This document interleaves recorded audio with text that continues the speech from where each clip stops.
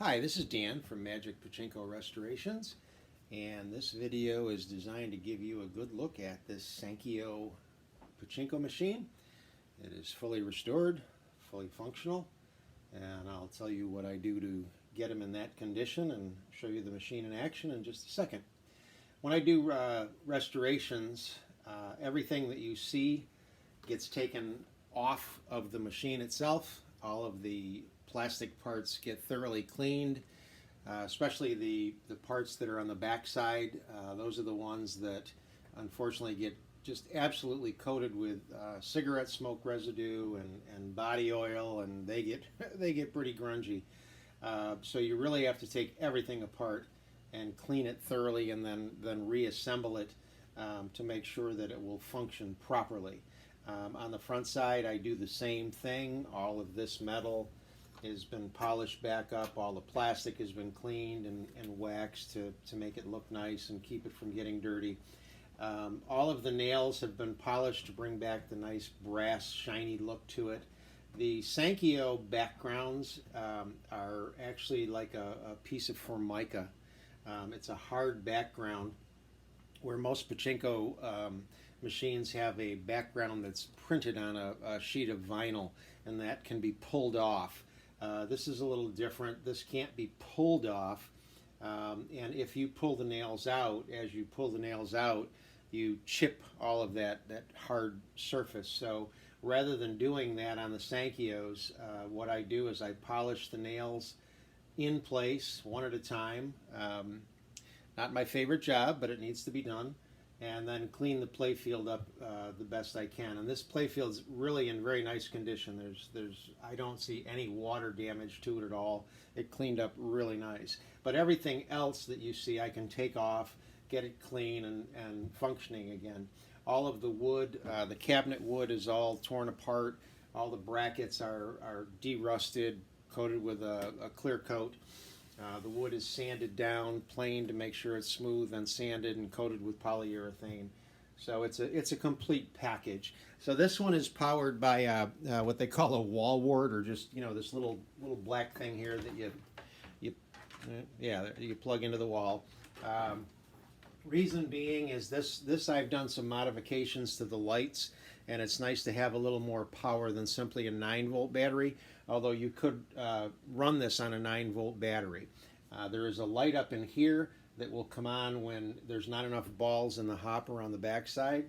And then with the original machine, there would have been 2 light bulbs, one behind the red and one behind the orange down here, that would have come on when a jackpot is made. But I have modified that, so I'll see if I can get a win here and show you what I've done.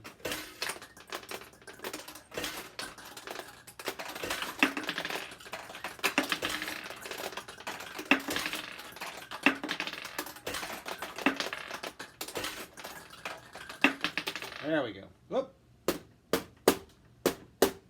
That one's sticky. I don't know why. Now you can see I'll get that fixed, don't worry about it. You can see what I've done to the lights. There's actually 18 LED lights in there.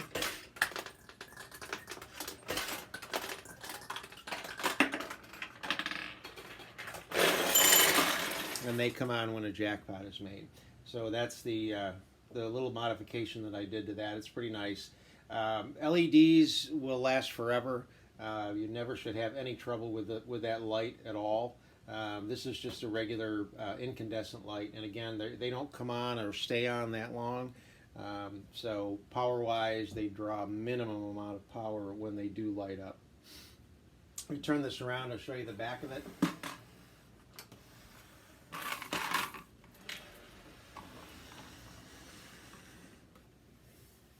See how nice and clean this is. All of this, what they call the guts, gets taken off. This board gets sanded down, polyurethaned. I've replaced all of the wiring in the original wire harness. This is just the cord, wall cord. It does run through a fuse. Not really a big deal, but it runs through a fuse. The balls are loaded into the hopper here. They run down and around into the jackpot chamber, and then they fall out of the jackpot chamber when there is a win. You do need there's actually a box that will sit under here that I already have for this machine. I just forgot to bring it inside so we could get a picture of it. But the balls do exit the machine that don't win, and there'll be a box here that would catch them. So every once in a while you have to take the balls from here and put them in here. This particular machine, when I purchased it, had no upper tray. It had fallen, and this whole tray had just shattered off the machine. So the only thing that was left was just the back piece. Fortunately, I was able to find one on eBay, and I ordered it from a friend of mine in Washington. Unfortunately, it had also been, the same thing had happened to it, and it had taken a hit in this corner.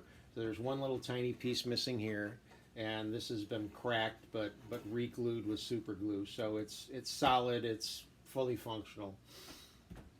So if there's any questions you have about the functioning of this machine, it will have stabilization feet on it if you purchase it. I have sets of those. I just need to get them on the bottom of the machine, or this can be put into a cabinet. I actually have a cabinet made for this one that it will fit into so that you could hang it on the wall. That's an extra charge, obviously, but I can ship the machine and the cabinet at the same time. So whether you want to have it on the wall or just standing on a counter or a desktop or something like that, any way you want to do it. So that's the machine. It's a pretty cool piece of history. They're 45 years old. They can be certainly part of your man cave, so to speak, a family game room. The nice thing about pachinkos is that anybody can play. It really doesn't take any skill. All you have to do is push that lever down and let go of it. So the little tiny ones can play right up through the oldest adults. So again, any questions, please contact me, and I hope this is something that may end up in your home. Thank you.